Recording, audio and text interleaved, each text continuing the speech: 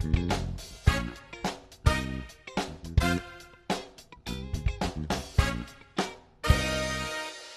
geldiniz Тілек.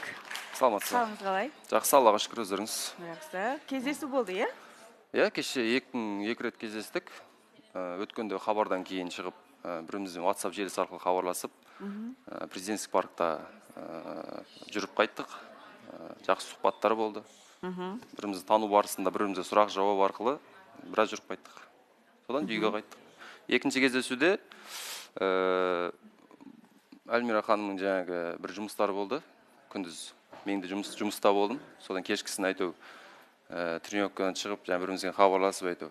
Содан хабарласқан күйі жаңа Москва немеде Абай правда жақта. Сол кинотеатрға барып, Құдалар фильмін көріп қайттық. Сол. Я екінші кездесуде негізі киноға бардық.